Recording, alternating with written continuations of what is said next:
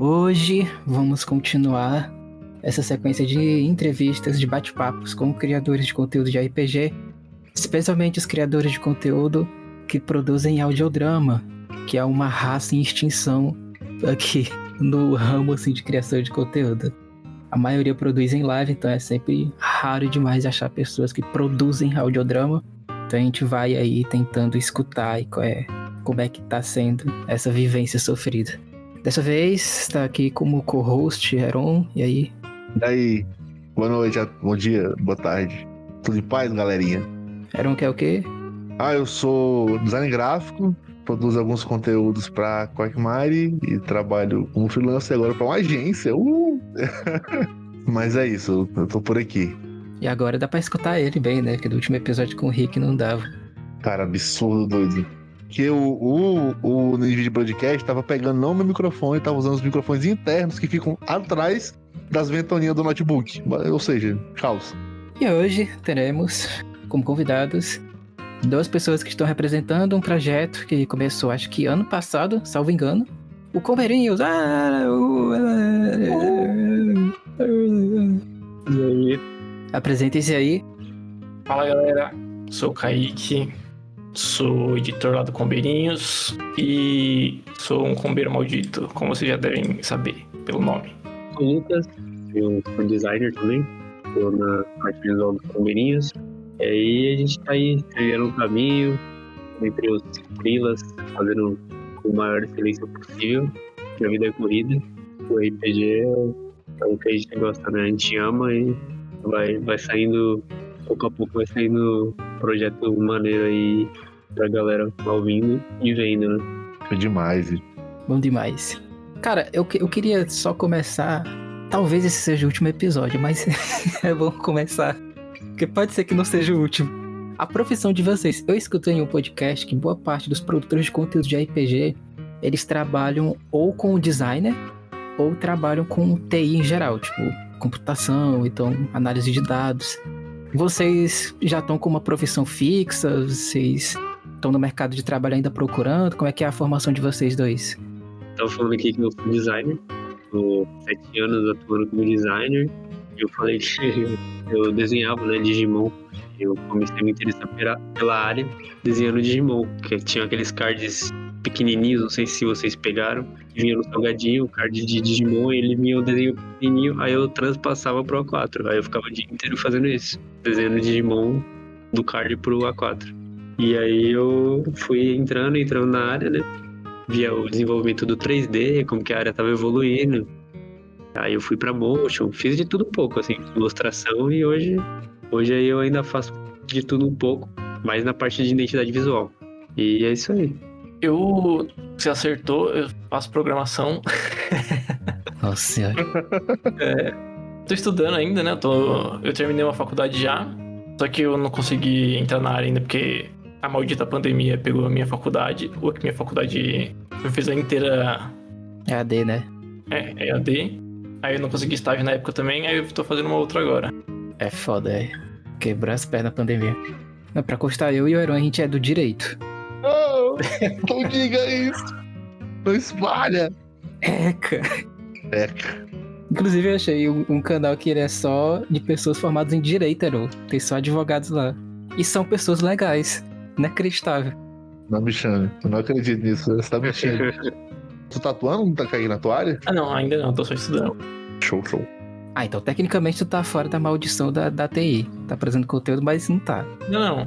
Inclusive, eu vou até falar que também, eu acho que todo mundo do Combeirinhos lá também tem essa maldição aí, cara. Porque ó, tem um que também é o designer barra arquiteto, né? Ele é mais arquiteto agora, mas também desenha. Opa!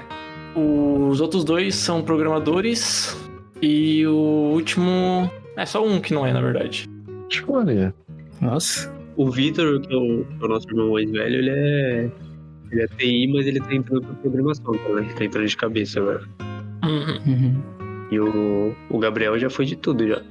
Ele vai atirando pra tudo quanto é lado, mas foi programação agora. Segurança de dados. Veterinário para programador. Caramba. De um mundo pro outro, né? A galera aí tá... O pessoal que a gente chamou até agora pra conversar. O do Brasil, acho que os dois, né, eles são designers. Isso. Eles trabalham como designer gráfico. O Rick também trabalha como designer gráfico. Aí vocês conversaram agora com a linha dos amaldiçoados com TI ou com designer gráfico também. Os rapazes de programa, né? E aí, pessoal, se liga nesses avisos. Se você está curtindo o episódio e ouvindo pelo Spotify, não esqueça de avaliar a gente com 5 estrelas e deixar seu comentário por lá. Se você estiver no YouTube, deixa o like e comenta também. Essa interação é o que mostra para as plataformas que o nosso conteúdo é relevante e fazendo isso, você ajuda o canal a crescer. E se você quer mais conteúdo, a Quack lançou uma aventura autoral de Chamado de Cthulhu, Sussurros no Vale. É um PDF de 60 páginas com uma investigação de suspense perfeita para sua mesa de RPG. Ela está disponível para os nossos apoiadores e com apenas R$10 você garante o acesso a essa campanha. O link do Apoia-se está na descrição do episódio.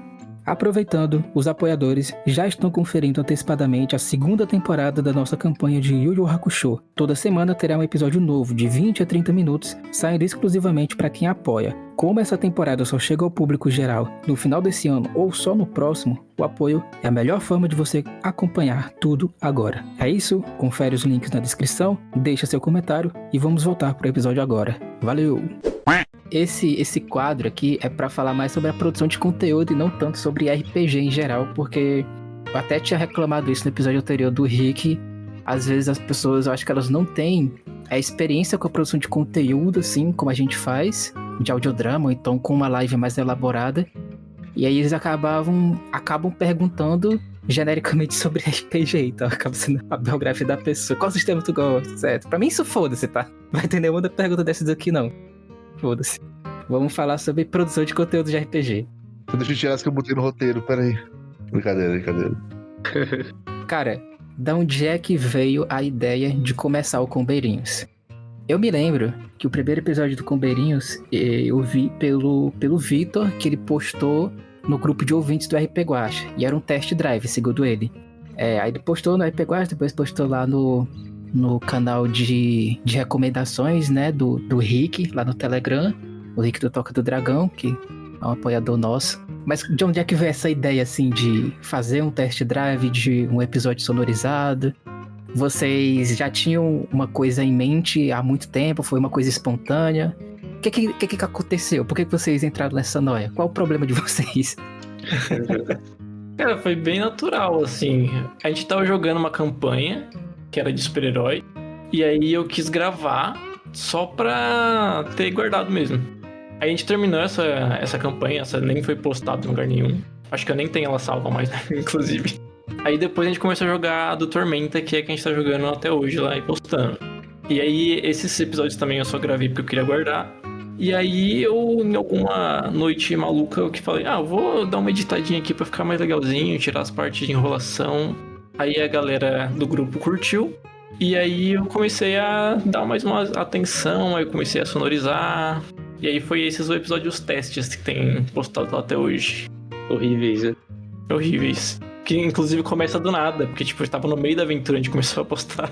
O Diego mencionou aí sobre essa postagem inicial, mas eu lembro quando eu perguntei lá no grupo, quando eu descobri, né, percebi que vocês eram uma família, uma grande família da RPG, começou essa parada de eu linkar, né, cara? Os caras jogaram desde pivete, desde criança, desde muito novo, aliás. E então chegaram lá pra ideia de produzir conteúdo, né? E assim, com relação à produção, como é que vocês decidiram quem faz tal coisa? Porque, obviamente, seu editor meio que acumula no core, né? Tudo que é publicado, tudo que passa por um processo de editorial mesmo, de avaliação, revisão e por fim, bater o martelo até virar um conteúdo consumível, passa pelo editor, ponto final. Mas, tipo, existe mais gente participando do processo de edição, existem outras formas de que a galera se insere. Tu meio que fala assim, vou editar tal episódio de tal forma, faz uma capa desse jeito. Tem essas interações entre vocês ou é feito de outra forma? Como é que vocês basicamente decidem como fica essa produção? Você é dividida com quem? É por afinidade? É por tempo livre? Como é que fica? Foi mais por capacitação, né? E a gente nem planejou, assim, vamos fazer um audiodrama, assim. A gente começou fazendo só corte mesmo, podcast, a gente discutiu bastante, assim, se a gente ia fazer um audiodrama full sonorizado, com qualidade de Nerdcast, né, que era a nossa referência. que é o que a gente falava, que é o que é mais top, assim, né? De podcast que a gente pode ouvir e que a galera gostava muito, que a gente também gostava. E aí a gente ficou muito tempo nessa discussão, assim, se seria algo mais cru, se seria mais, não audiodrama, mas algo mais híbrido, assim, sonorizado, só pra não tirar também o aspecto de jogo, de RPG, né? Tipo, da parte estratégica, a gente discutiu bastante. A gente vai cortar o que a gente tá falando, fazendo a parte de planejamento de estratégia de batalha, ou vai deixar essa parte pra todo mundo entender como que é um RPG cruzão? Aí eu lembro que eu briguei bastante, assim, acho que o Kaique relutou no começo, e eu briguei bastante porque eu queria bastante efeito, porque eu acho legal, eu gostava de ouvir. E aí eu comecei a fazer um banco de som, assim, e fui colocando várias pastas, assim, tipo, som de orc, som de não sei o que, som de passos, de espadas. Aí eu fiz um básico, tipo, um bem básico, assim, pro Kaique, e compartilhei a pasta com ele. Aí ele foi editando, aí eu acho que o Kaique curtiu, assim, aí o Kaique pode falar melhor aí. No começo, os primeiros episódios de teste, inclusive, eles são assim. É só os cortes e tem, tipo, música de fundo, umas coisinhas bem básicas, assim. Aí eu acho que no último desses de teste foi quando o Lucas me obrigou a fazer a edição completa. Me obrigou.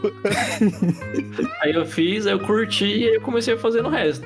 E no que ele falou de como seria o estilo, eu não queria que ficasse tão cinemático, assim, tipo, mais narrativo só, porque a gente gosta dessa parte mecânica do jogo. Então a gente tentou deixar, tipo, a gente sempre fala quando tem alguém tirando dado, a gente fala qual skill a gente tá usando. A gente tentou deixar a parte do jogo ainda meio aparente junto com tirando só a enrolação de, tipo, perguntando qual regra tá certa, essas coisas assim. Foi muito uma discussão de se colocar no lugar do ouvinte, né? Aí eu lembro que um tópico da nossa discussão foi de game gravado. Aí eu falei, eu nunca parei pra ouvir um game, tipo, de 6 horas, assim, no YouTube, ou até do Cellbit, assim, que eu sei que muita gente ouve, e eu nunca parei porque eu não tenho paciência e nem tenho tempo, né? Porque tem gente que não tem tempo mesmo, só quer parar e relaxar e ouvir um RPGzinho sonorizado. E é raro, né? Assim, tem modelos de produção de conteúdo de RPG hoje na internet. O majoritário, ele acaba sendo por live. Por incrível que pareça, mesmo que as lives elas sejam gigantescas, tem uma quantidade, assim, até inacreditável de pessoas que às vezes acompanham essas lives ao vivo. E é muito estranho pra mim, porque eu não curto. Eu não curto acompanhar 4, 6 horas de live, mas eu consegui acompanhar as 4, 6 horas de Nerdcast RPG. É uma questão de compatibilidade de mídia, né? Mas realmente, assim, em questão de amplitude, as lives, elas são muito maiores. E eu vi que vocês tentaram, na medida do possível, tentar conciliar esse apelo visual que as pessoas têm em acompanhar RPG, sem deixar de lado também a produção. E o canal do YouTube de vocês começou a ter isso, né? Acho que primeiro vocês colocavam só o áudio, e aí depois vocês otimizavam esse canal do YouTube para colocar também, pelo menos, o layout, para o pessoal acompanhar como é que ficaria a movimentação dos personagens dentro do mapa. Essa necessidade, ela foi uma necessidade que vocês pensaram sem levar em conta essa questão, né, do apelo visual que as pessoas acabam tendo para acompanhar o RPG? Foi um feedback do público? Vocês já pensaram em fazer isso depois que desse um pouquinho certo a sonorização? Como é que foi essa estratégia de também deixar um pouquinho visual no YouTube? Cara, essa ideia foi uma ideia que eu pensei mesmo, assim, tipo, porque eu gosto de ter o elemento visual também. Também teve um pouco do público, porque uma galera falou que, tipo, uns comentários, tipo, eu curti muito a mesa de vocês, mas eu consigo me concentrar mais quando tem algum elemento visual e tal. Aí eu fui pensando em alguma forma de tentar trazer os dois. E aí a primeira ideia que a gente teve foi essa de fazer a gravação por cima da versão editada do jogo, que eu fiz, eu acho que de uns 4 ou 5 episódios. Só que aí depois eu desisti porque dava muito trampo. E agora a gente tá fazendo outra coisa, que é fazer a versão editada ainda do jogo, mas a gente também vai começar a postar o jogo cru, no formato de live também. A gente vai tentar agradar quem curte o sonorizado, quem curte o modo live, vai ter as duas opções. Cara, uma dúvida que veio agora. Vocês começaram com um sistema que ele é um sistema que ele é amado e é odiado por muitas pessoas. Eles começaram com Tormenta 20. a ideia de começar com Tormenta 20, pelo que eu vi, é porque vocês já jogavam Tormenta 20 há muito tempo. Mas como é que foi a recepção quando vocês postaram os primeiros episódios? Da nossa parte, a gente tem também uma aventura de Tormenta 20, né, que é a Remanescência do Terceiro, foi mestrada pelo mestre que iniciou eu e o Heron na noia do RPG, né, que é o André. Aí eu editei, porque até ali a gente só tinha uma aventura de fantasia, que era uma aventura que foi mestrada por uma pessoa que saiu do grupo e ela foi editada pela metade. Então, pra não ter uma aventura de fantasia só pela metade, eu resolvi editar o Tormenta 20. Só que a recepção ela foi péssima. Péssima, horrível. Cara, passou 3 meses e assim, nem 100 views tinha o episódio. Acabou me desmotivando muito e eu parei por um tempo. Com vocês foi assim também? Foi difícil ter essa recepção no começo? Ou já foi mais... O pessoal já gostou mais, já começou a engajar? Até contextualizando, né? Na época já existia, eu não lembro sim, se foi agosto do ano passado, já tinham se passado os hypes da Fim dos Tempos, né? Então vocês pegaram meio que o final da Tempestade, mesmo assim tiveram interesse e por estarem publicando hoje, se manteve de pé, né? Qual foi o feeling, cara, de querer postar Tormenta? Talvez perca um pouco o gancho que o Diego deu. Mas se vocês tivessem postado no Olho do Furacão, faria sentido em termos de logística, em termos de entrega de conteúdo, esse tipo de coisa. Mas foi depois. Então imagina-se que foi muito mais gosto, eu suponho, do que de fato estratégia de publicação, né? Estratégia de publicação. Aí juntando com a pergunta do Diego, eu queria que vocês falassem um pouco sobre isso. Como é que vocês elaboram? Qual é a campanha que entra? E, obviamente, mencionar como foi as primeiras campanhas lá do Zaz, né? Que é Espectro do Zaz, o deus da trapaça. Que também foi o vilão da nossa campanha de Remanescência, curiosidade. Foi. Eu conheci vocês por essa campanha, inclusive. O André é foda. É foda. A gente não planejou nada, não. A gente foi pela essência da RPG, que é se divertir. Obviamente, a gente tem algumas coisas que a gente fala, que a gente pensa, né, profissionalmente, assim, que ficaria zoado pro ouvinte. Sempre a gente pensa no ouvinte ou que vai estragar a história, sabe? Tipo, a gente pensa muito na história que a gente tá contando. No caso, o mestre, né? Que seria o Gabriel ou o Kaique.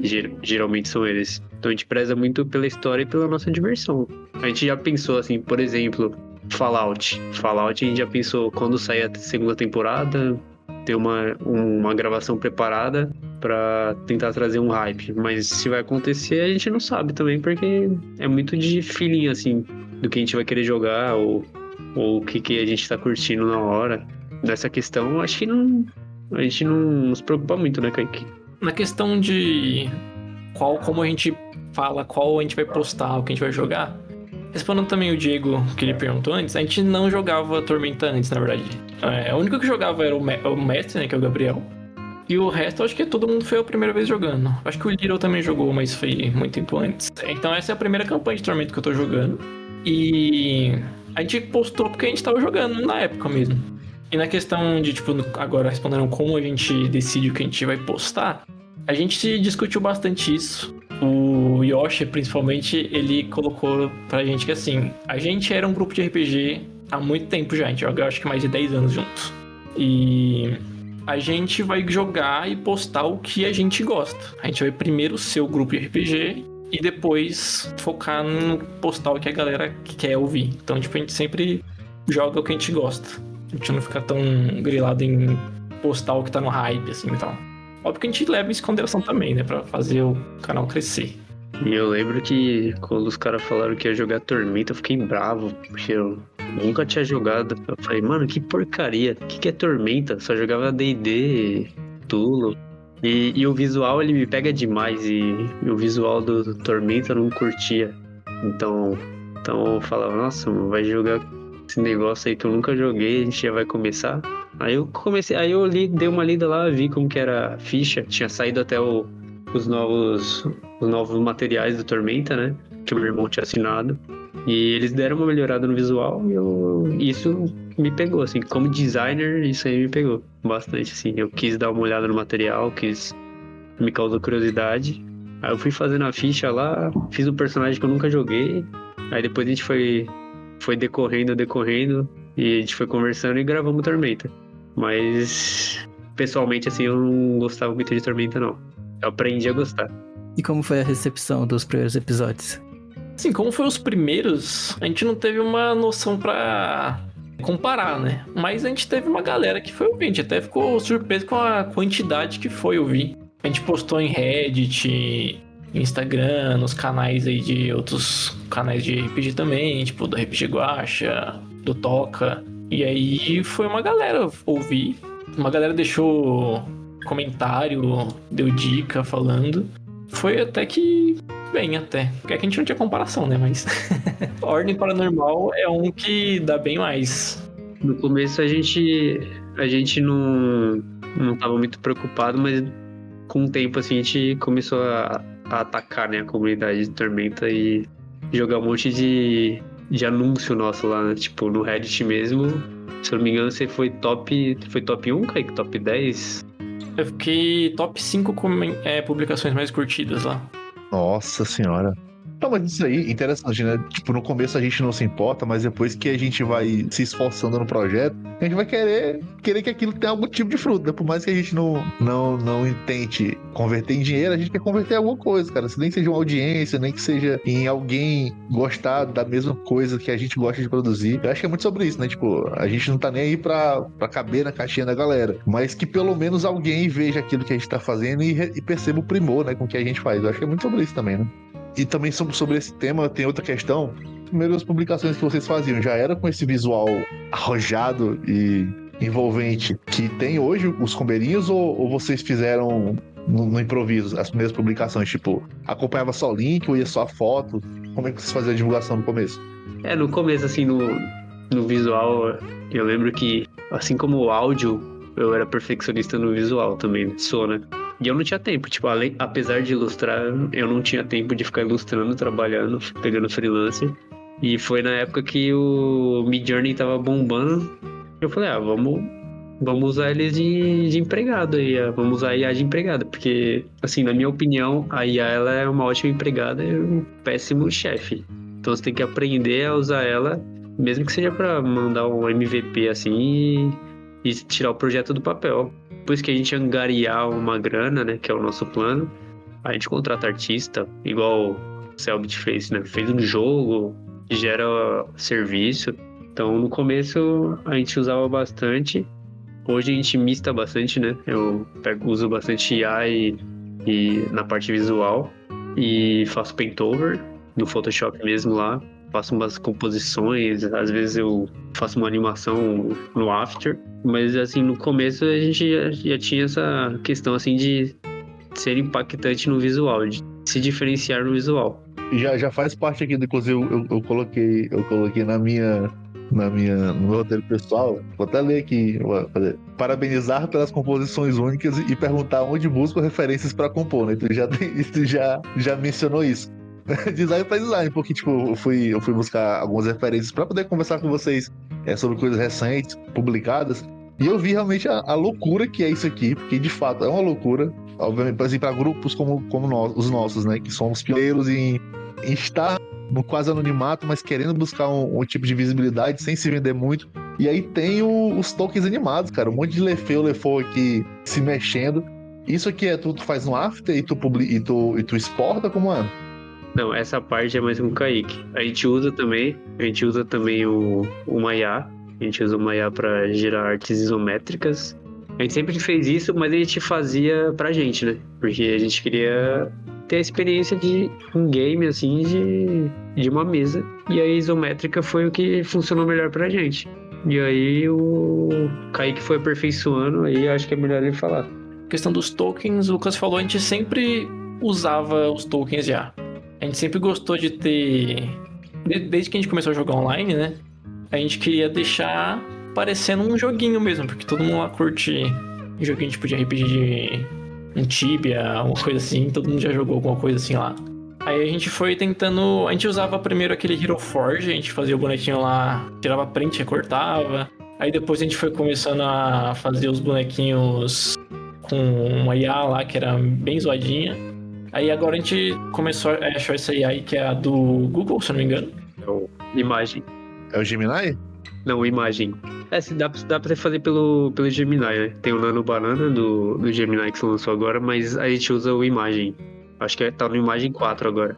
E ele é muito bom, assim, pra arte. Ele entende bastante, assim. É óbvio que você tem que ter um prompt completinho, assim, e bem detalhado, mas ele entende bastante o estilo, entende bastante os detalhes do personagem, que a gente quer fazer. Se precisar de fazer alguma coisa, a gente também faz um paint over ou recorta, usa Photoshop. Aí quando o Kaique anima, qual que é a ferramenta que você usa pra animar, Kaique? Eu uso o OpenToons, é um gratuito. Ele é bem facinho de usar. Aí eu normalmente só recorto, tipo, braço, algumas partes da roupa pra deixar o movimento separado, né? Fazer o puppet direitinho, né? Aquela animação de puppet. Tô até anotando aqui as coisas pra olhar depois, porque quando eu vou fazer as da Quark, eu geralmente monto os prompts com o DeepSeek e aí eu fico migrando entre A. Às vezes pra fazer uma referência eu faço lá no Leonardo IA, e aí eu mando o GPT e o Gemini fazerem a restante dos refinamentos e volto pro Photoshop, vou e volto pra fazer alguma coisa. Até nas capas estão saindo agora que o Diego mostra aqueles rascunhos elegantes que ele faz. Aí eu vou, mano, boto no Photoshop, faço uma pintura digital bem precária, mando pra IA, volto, faço mais paint over, faço o refinamento, volto, basicamente nesse pique. Mas o de vocês, cara, é realmente assim, se a pessoa não tem o olho viciado em IA, não nota muitas vezes essas paradas. Principalmente eu tô falando especificamente esse que vocês publicaram no Instagram, que é um Reels, né? Que é do pessoal se mexendo. Parece realmente uma coisa única de quem trabalha com produção de conteúdo mesmo. E de fato é. Até porque as da IA, elas são meio tortas, né? As animações de IA. Aqui parece realmente uma coisa mais artesanal até. As animações é feito na mão mesmo. Eu não achei nenhuma IA que consiga fazer uma animação que preste ainda. Mas assim, realmente dá pra perceber que pela identidade visual, há uma pessoa que sabe o que está fazendo isso. Assim como dá pra perceber, por exemplo, o Aaron ele consegue direcionar os elementos das artes de uma maneira muito, muito linda. Então, assim, fica visualmente muito bonito.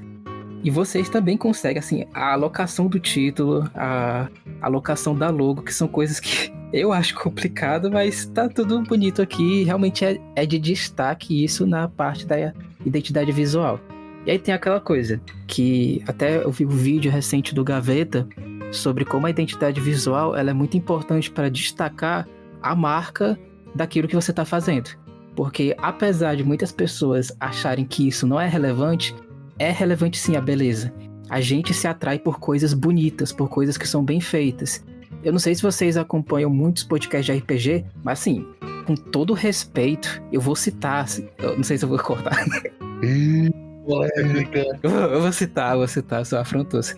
Cara, feio demais as artes deles de Cthulhu, muito feio. Não dá pra ler o título, não dá pra ler os elementos da imagem. Tem um canal que ele parou recentemente, porque o responsável, né, por diretor dele se mudou pra Portugal. Salvo engano, as artes que o projeto, né, usava, elas também são muito feias.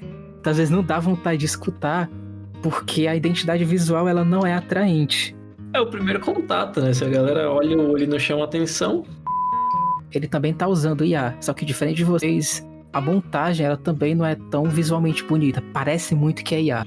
E é aquele ponto que a IA fica feia, porque não tem um trabalho de design. Então, assim, a visão de vocês sobre isso, como é que é? Tipo, as coisas elas são minimamente preparadas também até antes de produzir o episódio. Já fica pensando como é que pode ser a montagem da capa, como é que vai ser a divulgação.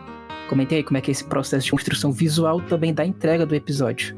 Assim, a gente geralmente prepara antes, né? Eu geralmente faço uma curadoria e uma direção de arte, né? Pra manter a nossa identidade. É uma coisa que, tipo, que a gente também fala muito que eu acho importante, que é manter, né? Porque a IA é fácil você usar um prompt e ela fugir de identidade. Então, você vai lá, faz um personagem e facilmente ele pode sair de um estilo Wizards of the Coast pra um Marvel, um HQ.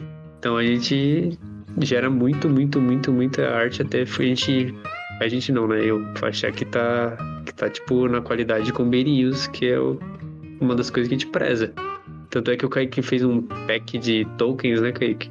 Aí eu obriguei ele também a refazer muitos tokens, porque tinha muita IA, assim, que se você não prestar atenção, foge um pouco. Eu não tinha noção nenhuma desse negócio de estilo de arte diferente. Então, os negócios que o Lucas fala assim, não, isso aqui tá diferente desse. Eu nem via isso.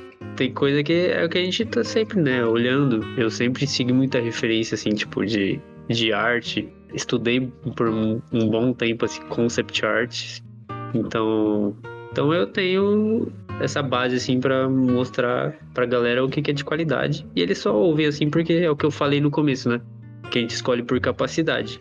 Então, se alguém tiver mais capacidade que outro dentro do Combeirinhos, a gente dá total confiança para aquela pessoa. Por exemplo, agora tá para sair um site, né, que eu tô fazendo, que também tá entre os trabalhos aí, já vai sair. E respondendo a sua pergunta também de planejamento, tem uma campanha que a gente tá para lançar e lançando aos poucos do Ordem Paranormal, que eu também faço essa parte de direção de arte, que já é um pouco mais voltada pro realismo do que pra uma coisa mais fantasia e concept art, que é que eu achei que faria mais sentido, né? Com o terror do Ordem Paranormal. A gente vai fazendo, vou jogando no WhatsApp, no grupo lá do Combeirinhos, os caras vão aprovando, vão falando, não, quero mais assim, meu personagem é assim. Aí a gente vai fazendo junto. Uhum. E em questão de planejamento também, do que a gente vai postar, né? Além do conteúdo em si, a gente meio que faz um planejamento assim, tipo, qual campanha a gente quer fazer em seguida da outra. Tanto que tem essa aí da Ordem Paranormal saindo, que elas são só one-shots por enquanto, contando a história de cada personagem que vai ser o principal da campanha oficial, né? Só que essa campanha tá aí já saindo, sei lá, acho que desde o ano passado.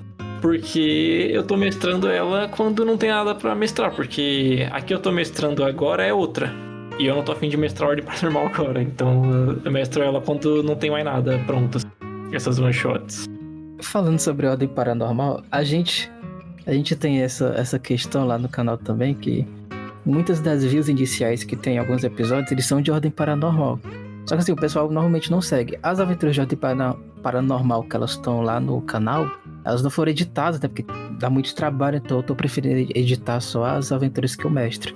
Mas assim, eu tenho consciência que se eu postar uma aventura editada de Ordem Paranormal, de Vampira Máscara, de D&D, vai ser uma bomba atômica no algoritmo e vai fazer várias pessoas conhecerem o canal. A questão é que eu não quero mesmo, porque eu tenho o meu amor ali por chamado de Cthulhu, meu hiperfoco excessivo e até desnecessário. Mas vocês já comentaram, né, que vocês também jogam as coisas que vocês gostam. Mas mesmo assim, vocês também estão vendo essa necessidade de tentar explorar outros cenários que combinem mais com o grupo de vocês? Como é que é a recepção das aventuras recentes que vocês estão postando, especialmente de Ordem? Se vocês estão percebendo que também é essa bomba atômica que vai muita gente, se vocês pensam em outros sistemas também para atrair mais pessoas pro canal, como é que tá agora essa visão de futuro de conteúdo? Pra essa questão, sim, a gente viu que Ordem dá bastante view. A gente tem, acho que 2 postadas, aí tem mais uma gravada já. E as 2 são, tipo assim, estão no top 10 das que a gente postou. E não teve, sei lá, nem metade da divulgação que a gente fez pro Zé de Tormenta. Acho que a que tem mais view de Ordem Paranormal tá em terceiro. E as outras 2 são só os 2 primeiros episódios do Tormenta, que foi que a gente divulgou a rodo em todo lugar. Aí na questão de explorar outros sistemas, a gente não costuma usar muitos outros sistemas, porque a gente achou um sistema que a gente gosta muito, que é o 3DT Victory, que ele é bem amplo. Então, tipo, a gente já tá mestrando uma já mestrou de terror com ele, já mestrou de super-herói com ele, que inclusive foi com o Jorginho e a Lê, né, que eles participaram dessa. A gente tá mestrando uma outra agora, que é mais de mitologia grega. Mitologia em geral, tem mitologia nórdica, grega. E funciona direitinho, assim, tipo, esse sistema ele é bem versátil. Eu tenho vontade, pelo menos, de mestrar, sei lá, um Sacramento, que é de cowboy, não sei se conhecem, que é do Calango lá. Ordem Paranormal, eu não sei se me arrisco, porque eu nunca mestrei e eu sou do time Ordem Paranormal. É o D&D também, que é o que mais a gente jogou, a gente nunca pensou também em fazer uma campanha, né? É, o D&D, a gente tá focado no Tormenta agora, deixou de lado. Acho que os cachorros são de D&D, começaram a latir quando vocês falaram que não queriam jogar. Eu tenho uma dúvida com relação a isso também, se vocês sentem algum tipo de pressão dos ouvintes ou algo do tipo. Não é que pressão é uma palavra muito forte, né? Mas uma influência ou uma sensibilidade com relação ao público, porque eu vejo que vocês gostam, e de fato é eficiente, porque o pessoal do Digit Brasil, de vez em quando também, outro grupo que a gente conversou, também fazem isso, que é a publicação de resumos, né? Do resumo das campanhas, das aventuras, esse tipo de coisa. Isso é porque vocês entenderam que é um formato coerente com o produto, conteúdo de vocês, ou porque de fato houve uma demanda, galera, eu não consigo ouvir tanta coisa, mas eu quero acompanhar o que está sendo lançado. Como é que surgiu essa parada de produzir resumo, né? Porque de fato é um produto, é um conteúdo diferente, não se faz igual se faz edição normal, não se faz igual jogar normal. E vocês produzem a parte, né? A mais, aliás. Por que vocês decidiram fazer o resumo? O resumo a gente faz normalmente no final de cada arco da história, né? No Tormenta a gente tem 2 arcos, a gente terminou o 3º agora. Aí tem 2 resumos dele. E o primeiro que eu fiz ele só, na verdade, porque eu queria resumir o que aconteceu no prólogo, que são aqueles episódios de teste. E teve uma parte que não foi gravada, né? Como eu já disse. Aí o resumo tem essa parte que não foi gravada, que eu só narro. Aí, como eu fiz o primeiro, eu continuei fazendo do 2º arco, vou fazer do 3º quando a gente for continuar. Sobre a sonorização, a parte principal, ela acaba sendo a sonorização de vocês, né, em termos de entrega, até porque vocês ainda não começaram as lives, então as pessoas devem conhecer vocês pelas aventuras sonorizadas. E a parte da sonorização, ela dá trapa gigantesca. Quem acompanha a gente, especialmente lá no Instagram, sabe que tipo, é semanas e semanas de eu preparando um episódio de 2 horas. E eu imagino que pra você também deve ser um trabalho desgraçado e que deve levar horas e horas pra ser feito. O problema disso é que dá muito trabalho. Provavelmente tu deve gostar também, né, de fazer acontecer esse tipo de conteúdo, mas dá muito trabalho e uma das coisas que é um pesadelo do criador de conteúdo é a continuidade, né? Você ter uma sequência de episódios postados em algum limite de tempo, porque aí ele fica sendo entregue para um público maior na medida em que o tempo passa. Então, como é que é a gestão aí agora da edição e da entrega? Tu, assim, já vê que, ó, eu não vou conseguir, vou postar quando eu posso, e quando eu posto eu fico divulgando, e é isso. Como é que fica o teu processo de produção, na minha dúvida, do episódio, e depois como é que fica a entrega dele, se tem uma frequência que vocês estão pensando em fazer no futuro, ou já fazem agora, como é que é? Realmente demora muito pra editar, acho que não tem como fugir disso. Se você quiser que fique bom, demora mesmo. Eu demoro em média, acho que 1 semana e meia pra fazer um episódio. E eu corto muita coisa, cara. Até a galera fala que eu sou muito brutal nos cortes. Eu corto, tipo, muito. O jogo tem 4 horas, quando eu termino tem 2 horas. 1h30. Ou menos, né? Que eu sou a favor também. Deixa eu aproveitar e fazer um adendo aqui, Diego, porque eu não sei, eu acho que eu não lembro de ter feito isso, mas pode servir até como, já que esse é o season finale, até que a gente abra uma nova temporada de entrevistas, de bate-papo, né? De um modo geral, tu fala o teu e depois o Kaique fala o dele, né? Mostra o teu e depois ele mostra o dele. Que é o quê, Diego? Como é que tu organiza o teu processo de confecção dos podcasts, tipo? E como tu nomeia isso e tal? Pega o bruto, compacta, usa o tal aplicativo. Tu, Diego, como é que tu faz? Só mesmo pra depois eu comparar e vocês trocarem essas figurinhas. Eu gravo, né? Eu pego os arquivos dos episódios em áudios separados.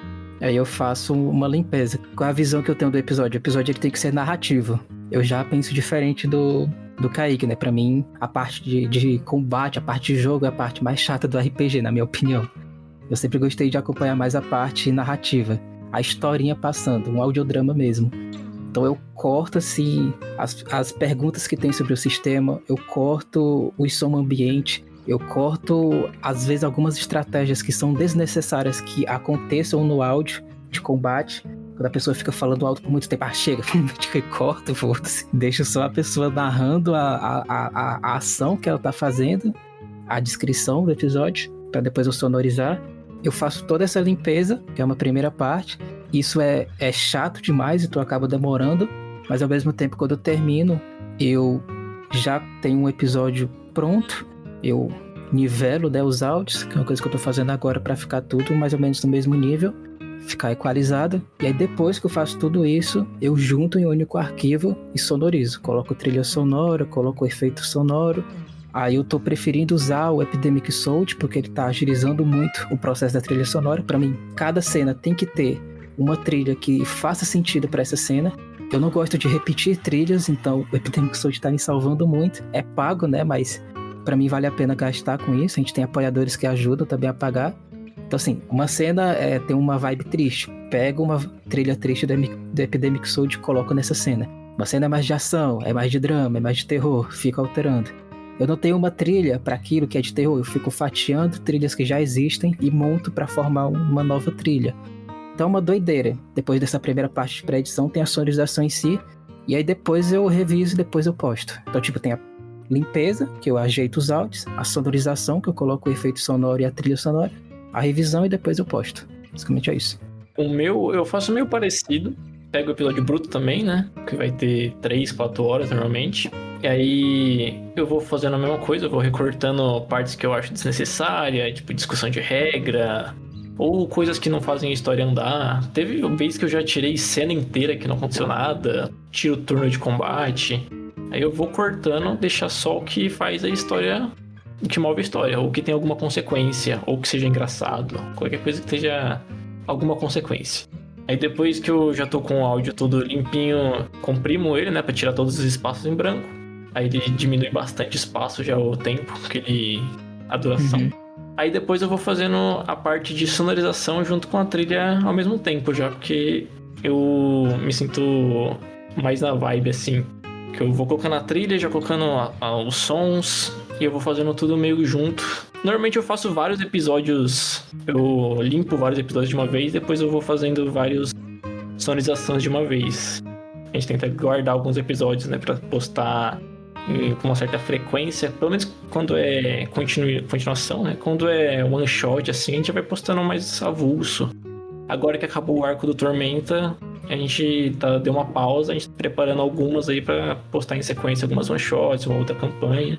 Aí depois eu mando pro Victor, né, quando o episódio tá pronto já. Aí eu ouço, ele ouve, a galera do grupo ouve, e a gente faz essa revisão meio que todo mundo junto, que às vezes passa alguma coisa batida por mim, passa alguma coisa por ele. E aí quando todo mundo já deu uma ouvida, a gente vai lá e posta. Eu até podia fazer um momento desse com o Lucas, mas a gente meio que falou espaçadamente até agora, então pra quem tá ouvindo já tem meio que essa noção. Mas tem uma parte visual, pelo menos, obviamente ela tá muito além do visual, né? Mas ela também é bem visual, que é o material de mesa, né? Que vocês produziram recentemente o suplemento Terras de Arcádia, não é isso? Isso. Pronto. Quem foi que encabeçou? Quem foi que teve essa parada? Quem foi que disse, vou pegar aqui o edital do pessoal da Jambô, acho que é isso, né? O pessoal da Jambô monta um edital que eu, pelo que eu tinha entendido, ele fica aberto por um período bem maior de tempo e você pode submeter. Mas quem foi que chegou no grupo e soltou essa bomba na mesa? Pessoal, vamos fazer um suplemento. Eu acho que a ideia veio de um personagem, né? Que é o Aquila, que é do Victor. Ele inventou uma origem dele lá dentro de Tormenta porque ele queria jogar com aquele personagem. E aí eu não me lembro se foi o Gabriel. Foi o Gabriel, né, que falou que a gente devia lançar um suplemento, né? Eu lembro que eu tinha feito a distinção dele, se não me engano, que a distinção é tipo como se fosse uma subclasse lá do Tormenta. Aham. E aí a gente já tinha meio que o cenário, a distinção. E aí eu acho que o Gabriel falou que ia ficar legal se a gente juntasse isso tudo pra fazer um homebrew. Aí eu e ele, principalmente, foi escrevendo, fazendo uma ficha de monstro novo, criando uns itens. Aí a galera do grupo foi começando a engajar junto, fazendo umas coisas a mais. O Lucas chegou e botou ordem no negócio, deixou o negócio bonito. A diagramação final foi tua? Foi. Na real, cara, devo dizer que eu fiquei bravo mais uma vez. Esses caras só me deixam bravo, porque eles estavam fazendo o Canva. Eu fui lá no quarto do Kaique lá, tava lá mexendo no Canva. Isso é coisa de racha na família, viu? Aí eu falei, não, cara, você não tá fazendo isso, né? Você não tá fazendo um material do Combeirinho no Canva. Aí tava ele e o Gabriel lá fazendo junto. Falei, deixa eu botar a ordem aqui. Eu não usei a ferramenta adequada, que é o InDesign, mas eu usei o Illustrator. Mas resolve muito. Eles foram lá fazendo, a gente foi meio que fazendo em tempo real, né? Eles colocavam lá no Canva, eu pegava do Canva e rediagramava e alterava lá. E acho que esse material saiu em uns 3 meses, Kaique. só assim, né? Alterando, realterando. Aí fala, não, vamos adicionar tal coisa. Aí adicionava. Aí eu tinha que rediagramar. Aí respirava. E aí foi saindo. Aí ficou padrão combeirinho. Aquela parada foi só em 3 meses, tipo, do começo da ideia até o final? Não, demorou mais tempo. Tá, tipo, da concepção da ideia, assim, até a gente finalizar. Ó, da concepção até a gente pegar pra fazer, acho que foi bastante tempo, né, Kaique? Ah, foi bastante. Eu tinha esse material já da distinção, do cenário, acho que mais de 1 ano já. Só que aí só quando a gente começou a jogar mesmo e a avançar na história que a gente foi começando a querer expandir, até por causa pra expandir a história do personagem também, né? Aí a gente foi criando. A gente tem um canal no Discord aqui que a gente joga as ideias, assim, tipo, aleatoriamente, assim, a gente tá conversando assim, aí joga as ideias. A última ideia que tá lá, eu já comecei ela, pô, ela tá começada, mas tipo, sei lá, 3%, que é um board game que a gente teve uma ideia. Mas aí tá lá começada. E aí a gente vai fazendo assim, geralmente assim.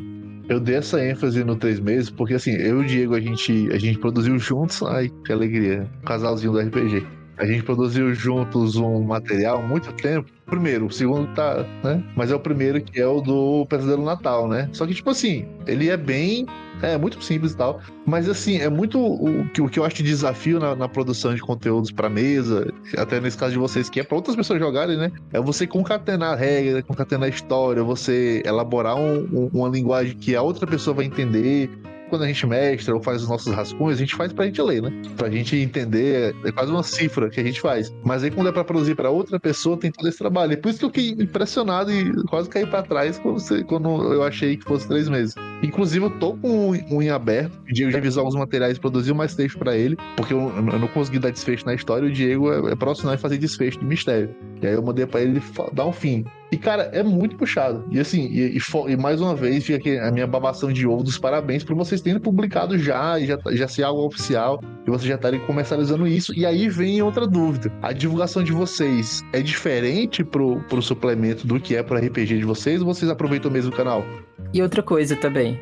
Eu vi que, eu acho que provavelmente o post organicamente que mais deu certo foi a divulgação desse suplemento. Que vocês usaram aquela estratégia marota, mas que ela é muito genial de você pedir para as pessoas compartilharem, seguirem a página, né, para que elas possam ter o suplemento antes que vocês comercializassem lá pelo site da Jambô.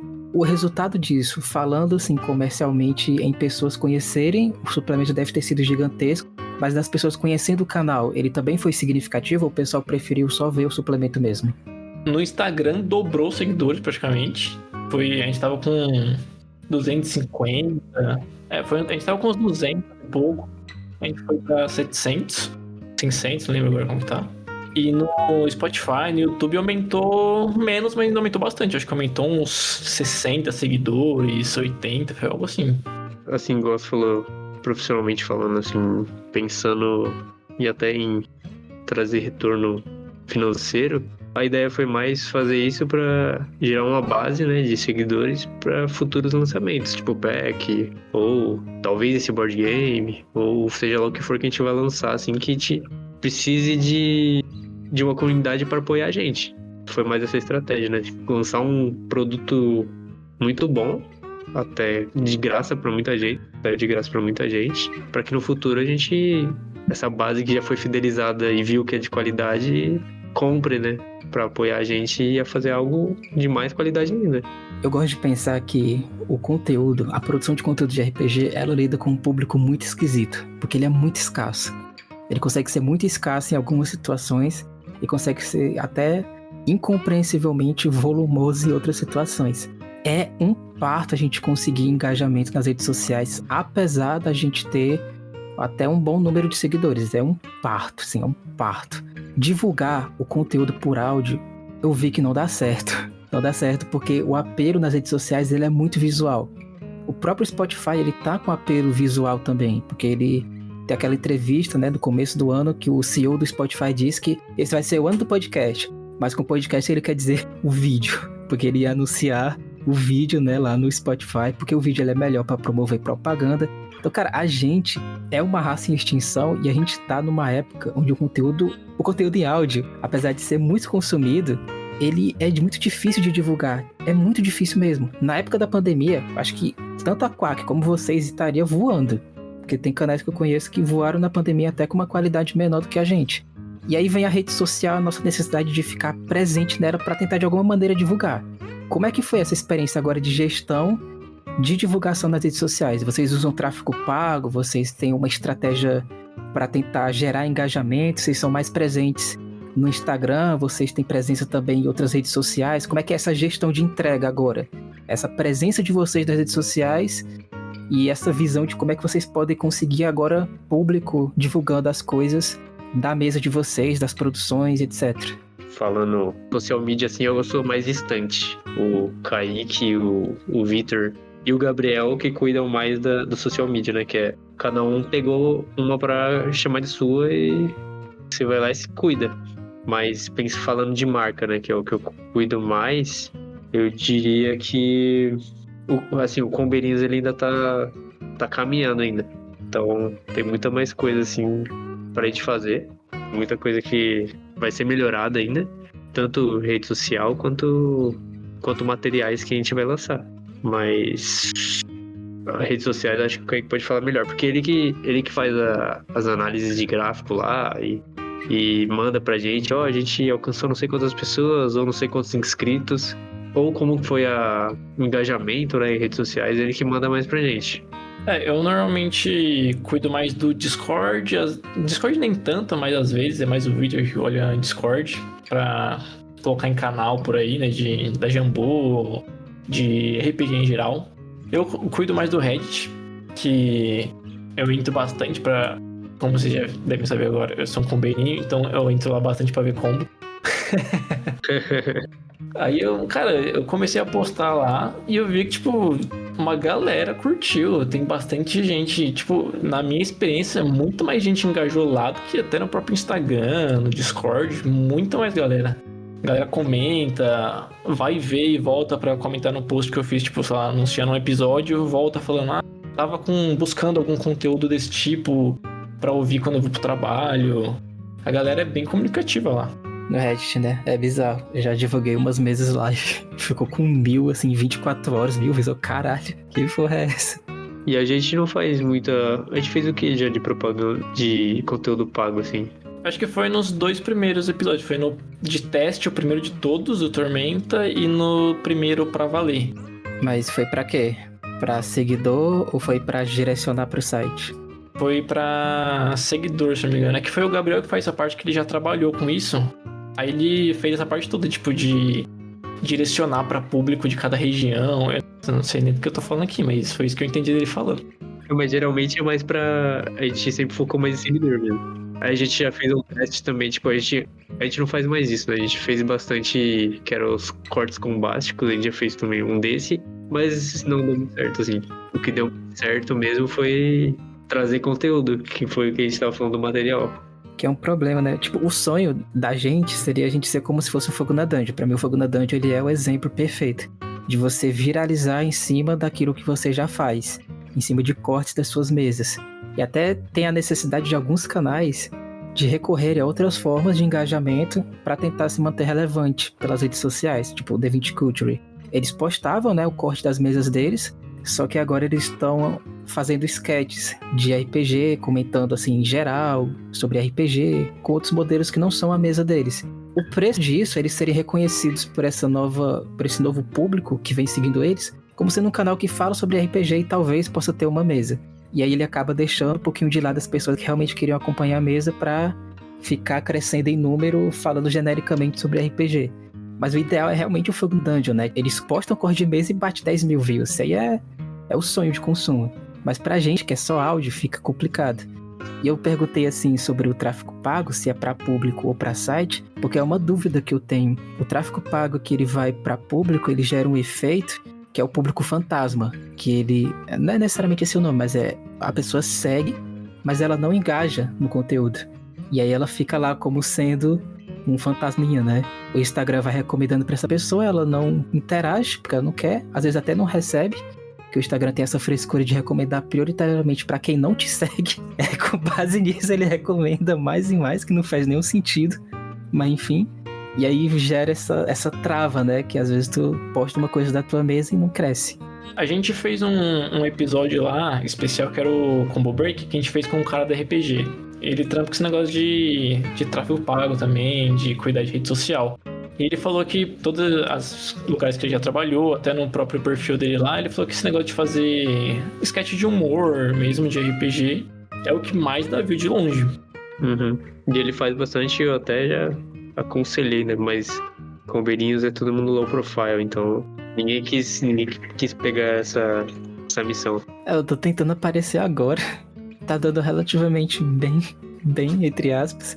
Mas realmente é uma diferença. O pessoal gosta de ver rosto. Mas assim, eu não quero falar que fazer sketch de humor é ruim, porque tem um canal, o nome desse canal é Fracasso Extremo, não sei se vocês conhecem. Que eles são do cinema e eles têm esse projeto. Eles cresceram nas redes sociais fazendo sketch de humor e falando sobre RPG em geral. Chegaram num patamar que o engajamento estava tão alto que quando eles recomendaram a mesa deles, bombou do YouTube. Então, assim, é gestão, mesmo assim.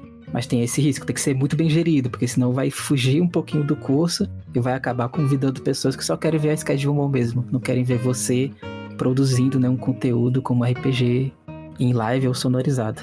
Mas a gestão das redes sociais, então, principalmente é pelo Reddit, né? E pelo Instagram. Nunca bisoiaram pelo X, pelo Twitter. A gente foge do Twitter, daquele ambiente de raiva. Eu acho bom pra vocês, porque vocês usam IA. E olha, IA em Twitter é... No Reddit a gente já sofreu já bastante lá de algumas pessoas criticando, mas a gente não liga muito não, assim, pra falar a verdade. Eu sei que é um assunto polêmico, assim como designer, né? É um assunto polêmico e futuramente aí muitas outras áreas vão ser afetadas. A minha já foi. Não tem pra onde fugir, né? As grandes corporações já estão investindo bilhões e assim, tem designer que vai fazer o material muito mais rápido que eu. Então, não tem como negar mais a IA. Você tem que aprender a usar ela da melhor forma. E óbvio, com responsabilidade, né? Com esse negócio de hate de IA que eu faço no Reddit, né? Normalmente é lá que a galera responde mais e vem com essas criticazinhas. Eu só falo sempre a mesma coisa. A gente tá fazendo um negócio de graça, a gente não tá recebendo nada pra isso, a gente vai usar. Se você não curtir, é só você não assistir. Isso já era. Não, eu só ia dar uma dica aí pra vocês que também geram conteúdo de audiodrama. E a Eleven Labs é um chuchuzinho pra fazer efeito sonoro. É bem boa, quando eu não acho em lugar nenhum, eu faço por lá. É dica aí. O que eu ia falar é muito com relação ao que tu mencionou de sinceridade, né? De honestidade, né? Se a pessoa mantiver uma honestidade com relação ao conteúdo, né? Tipo, você não produz conteúdo com IA com a intenção de dizer, olha, cara, eu sou um ilustrador, estou fazendo commission, eu vou te propiciar uma experiência única, autoral, de um traço que é meu. Não, geralmente a gente que produz algum conteúdo e usa a IA como ferramenta, a gente deixa muito claro, pô, isso aqui é a minha ferramenta. Eu tenho um perfilzinho, de vez em quando eu publico algumas coisas lá que o Diego me manda publicar, e eu não escondo o que é IA, o que vem de IA, esse tipo de coisa. E é muito nítido que esse hate geralmente vem de produtores de conteúdo, geralmente artistas independentes, que sofrem de fato com outro tipo de exploração de IA, que aí sim, essa é escrota mesmo, é ruim, que é a pessoa roubar os trabalhos dela, trazer para uma inteligência artificial a fim de se apropriar do estilo e traço da pessoa, não acreditar e produzir e compartilhar e lidar com isso como se fosse um produto autoral, né? Aí não tem o que falar, é um plágio mesmo dos mais absurdos, igual alguém fazer um paint over de alguma peça e dizer que o traço é dela, esse tipo de coisa, tá ligado? Mas no nosso caso é muito nítido que não é isso que acontece, né? E obviamente no caso de vocês, a gente usa ela como ferramenta para produzir alguma coisa, para como tu falou, para o próprio MVP de um modo geral, e a partir daí a gente elabora um tipo de ideia ou monta um outro projeto que é diferente de você colocar a etiqueta lá, ó, fiz, é meu, 100% autoral, né? Não existe desonestidade no que a gente faz, né?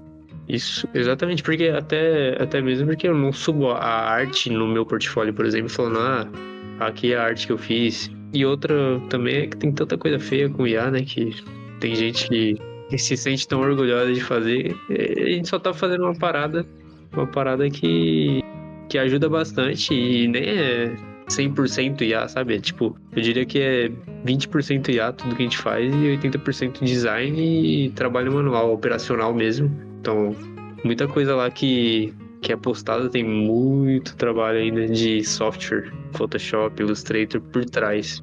Aí fica mais bonito, fica mais ajeitado. Mas assim, uma pergunta que me surgiu agora. Vocês têm, né, esse objetivo de conseguir ganhar dinheiro com isso.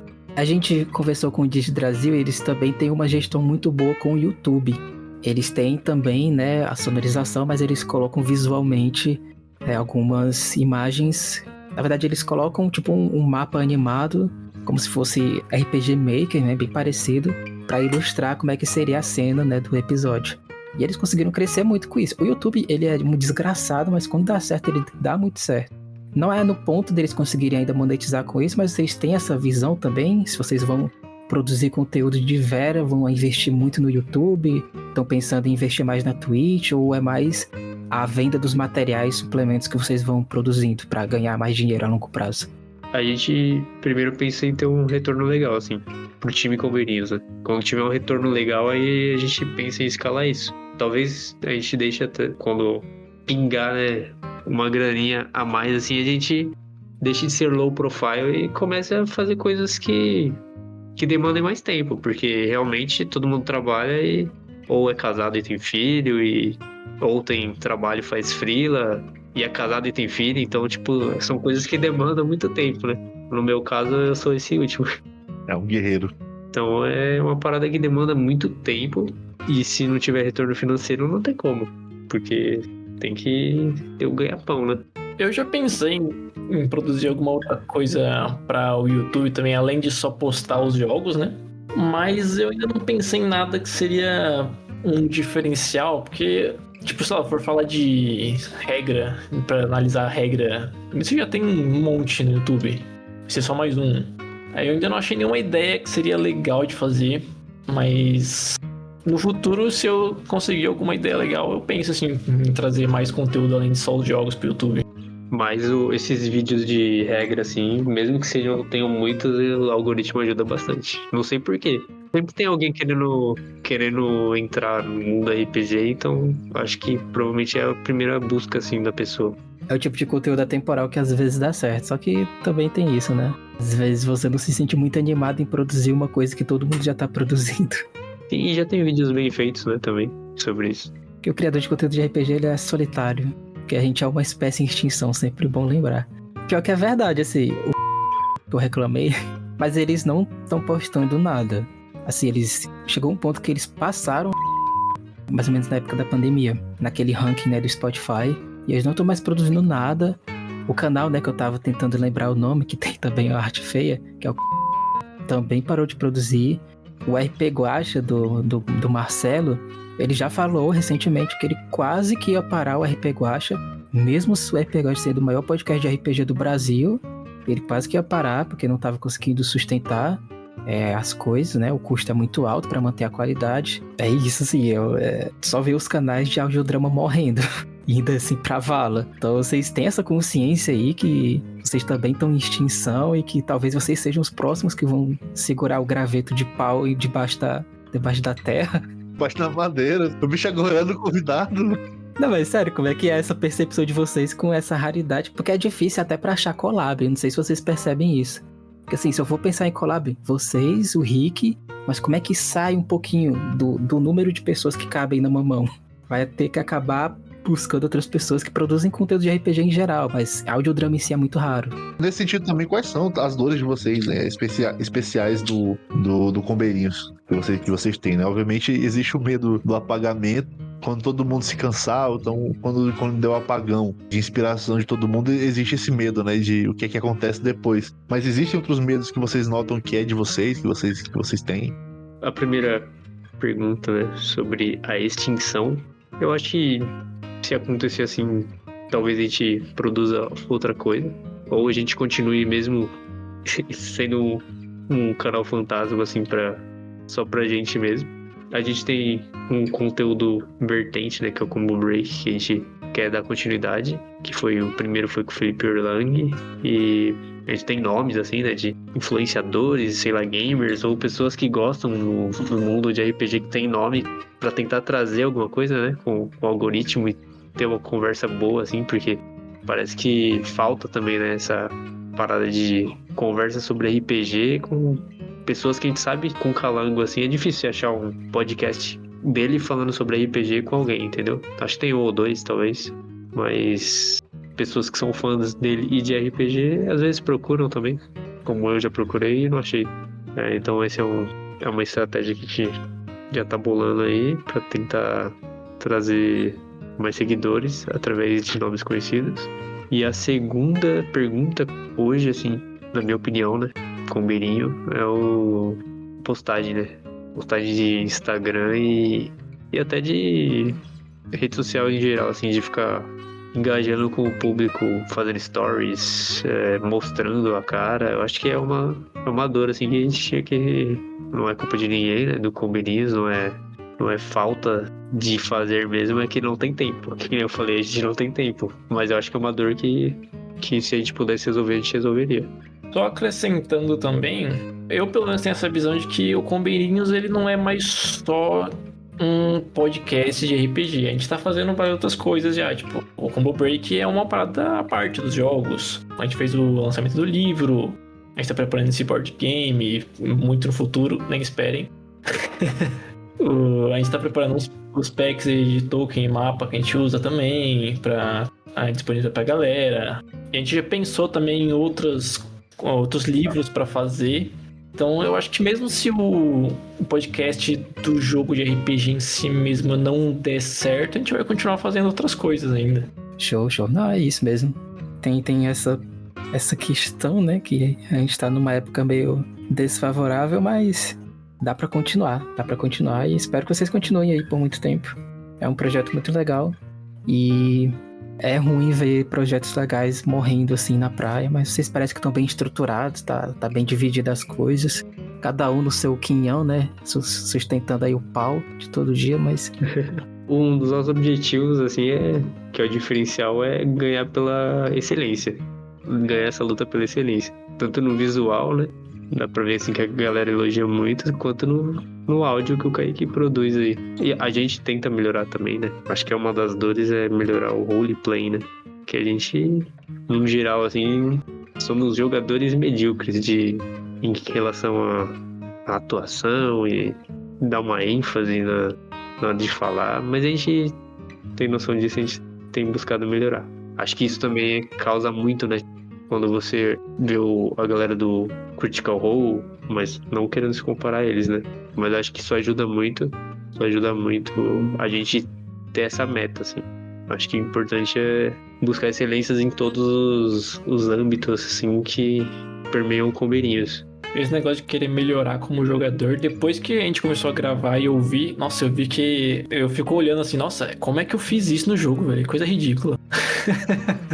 Teve até um jogo, né, que recentemente que a gente jogou e falou, mano, o que tá acontecendo? A gente cancelou, né? Teve um jogo específico que, tipo assim, aconteceu alguns acontecimentos. Eu fiz um malabarismo gigante, que eu cortei um monte de coisa, eu troquei cena de ordem, e troquei a ordem de cenas. Fiz o Lucas gravar umas vozes a mais, umas falas a mais, o mestre, que era o Gabriel, fazer umas cenas a mais também narrado. Só pra tirar algumas cenas, assim, pra ficar mais encaixado, pra fazer mais sentido na história. Essa daí foi uma em cada 100, assim, que a gente sentiu, assim, que ia faltar a qualidade que a gente queria, por exemplo. Mas às vezes a pessoa só quer acompanhar mesmo vocês jogando. Vai acontecer, tipo, no Brasil tem mais de 150 milhões de pessoas. Deve ter um público aí que vai gostar daquilo que você faz. Então, não acho que vocês precisem ficar com muita nóia sobre interpretação e tal. Assim, a questão do podcast, a gente tenta sempre deixar de maneira mais fluida possível a história. Agora que a gente vai começar a gravar os jogos e postar eles no bruto, a galera vai ver a gente jogando, como a gente é ruim jogando. Uma coisa também que é uma coisa minha, assim, eu não ouço, né? Eu ouvi os primeiros, mas eu não ouço mais, assim, porque eu só quero ser o jogador agora. Me veio à mente essa... Perdão, galera, eu sou meio dodói da cabeça. Mas me veio à mente um pouquinho essa questão de o que fazer, né? Como vazar conteúdo. Vazar que eu falo é achar um espaço, achar um público. E o Diego mencionou esse grupo de RPG que é da área do cinema, e tu mencionou o Critical Role, que são dubladores que já trabalham com voice acting, né, com atuação de voz. Eu acho que meio que a solução que a gente consegue, isso já não faz parte do roteiro nem nada do tipo, já é um pensamento conjunto aqui, uma coisa que a gente consegue fazer com os nossos conteúdos é achar aquilo que a gente é bom fazendo, que a gente se diverte muito fazendo, que a gente sente prazer e nos dá mais vontade de produzir conteúdo e achar esse fiozinho e seguir ele, né? Basicamente, eu consigo muito mais montar as mesas construindo uma história, depois fazendo o visual em cima, o Diego consegue pensar a edição junto com todo o processo criativo dele, esse tipo de coisa, e vocês também têm essas especificações que também fazem vocês quererem expandir muito mais o Combeirinhos para além do podcast, né? Para produção de material, de suplemento, para produção de conteúdo audiovisual, né? Não só conteúdo em podcast. Eu acho que até para quem tá ouvindo a gente, que acompanhou essa nossa trilogia de bate-papo, é muito sobre isso, é você entender qual que é a sua afinidade e produzir com base nela, né? Não forçar a barra, não querer bater a cabeça contra a parede achando que precisa ser algo além do que você consegue ser, ou mesmo que você nunca vai conseguir ser mais do que você é só porque não tá dando certo naquele momento. Eu acho muito massa essa ideia de vocês de expandir o tipo de conteúdo que vocês produzem, justamente porque é uma mensagem positiva pra galera de que se você quer fazer alguma coisa, se você sente tesão em fazer essa parada e percebe que ela te favorece e ela te engrandece, eu acho que não tem por que você não fazer, né? Acaba de me lembrar que próxima semana tem um outro convidado, então esse episódio não vai ser o último. Não! Vai quebrar a trilogia. Esse cara vai ser na próxima temporada, não importa. Ah, mas o Geek, ele não é de audiodrama. Talvez seja uma nova temporada. Aí, olha aí. Que eu claramente não vou postar tudo em seguida. Você de 2037 que tá ouvindo esse episódio na data do lançamento, deixa seu like. Já estamos chegando aí nos finalmente. Se vocês tiverem última jabá pra fazer, projetos futuros pra compartilhar aí pra quem tá escutando, fiquem à vontade aí. Próximos meses, né? A live também, se vocês já têm algo em mente, pode aproveitar aí pra dar os últimos jabares. Cara, de próximos projetos, assim, depois, agora a gente terminou de Tormenta, né? A gente vai fazer algumas... eu tô mestrando algumas aventuras daquelas prontas, que são as breves aventuras do Tormenta, que são aventuras oficiais, que são one-shots. Eu tenho o sonho de mestrar todas elas, porque é um conteúdo legal que eu curto, fazer one-shot, eu gosto bastante de mestrar one-shot.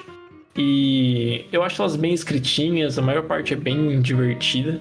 A gente também tá fazendo agora uma outra campanha que ainda não lançou, mas provavelmente vai lançar em breve. Talvez quando esse episódio sair, provavelmente já vai ter lançado pelo menos um ou dois episódios. Que é no mesmo universo, inclusive, da dos heróis, só que ela é na 200 a.C., uma coisa assim, que aí, no caso, os heróis são semideuses, né? Tipo, eles são considerados semideuses, eles não são heróis. Aí é aquela que eu falei anteriormente aqui, que é os personagens, tipo, sei lá, um acha que é neto de Zeus porque ele tem poderes elétricos, um outro acha que é descendente de Baldur porque ele é imortal. Essencialmente, eu acho que essas são as próximas planos que a gente tem planejado. No futuro vai ter uma de Ordem Paranormal, a gente vai continuar nosso de Tormenta também no futuro. Vai ter alguma de terror nesse mês, que vai sair ainda, uma one-shotzinha de terror. A gente tem esse costume de fazer uma one-shot de terror no Halloween. Pesado, geralmente é pesado. Esse é o mais 18. E acho que é isso. A gente vai começar a postar o Bruto no YouTube.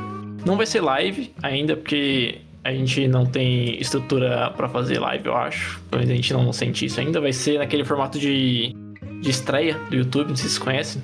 Uhum. Vão sair mais packs também, né? Vai sair os packs. Agora, dos projetos fora do podcast, vai sair os packs de tokens e mapas, que a gente já tá quase pronto. Na verdade, já tá à venda. A gente já divulgou nos episódios. Mas a gente ainda tá preparando o site pra ficar bonitinho. A gente não divulgou em massa ainda. É plataforma? Vocês têm um financiamento, um apoia-se, alguma coisa? A gente tá vendendo pelo Hotmart, por enquanto. No futuro, a gente quer vender no site mesmo, porque aí não tem a fatia que eles pegam, né? Sim. O site ele vai direcionar pro Hotmart. Por enquanto vai ser assim. Pra quem ouviu também aí e se interessar pelo material do suplemento do Tormenta, de mitologia grega, só buscar lá nas nossas redes sociais lá, você pode adquirir.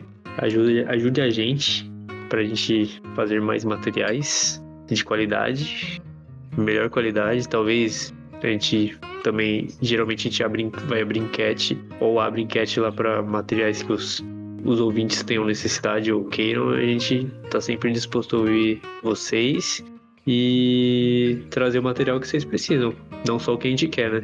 É isso. O Jorge e a Lê, eles participaram de uma dual shot no canal do Combeirinhos também. Se você que tá escutando não escutou esse episódio, vai estar na descrição. Agradeço aí a vocês por terem topado participar aqui dessa entrevista / bate-papo. Não sei se vai acontecer muitas coisas dessas no futuro, então talvez vocês sejam a primeira leve e a última de entrevistá-los aí. Mas valeu.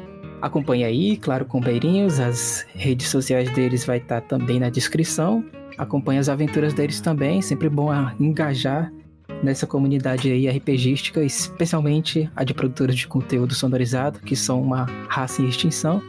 Então, não permita que a gente entre em extinção, apoie aí.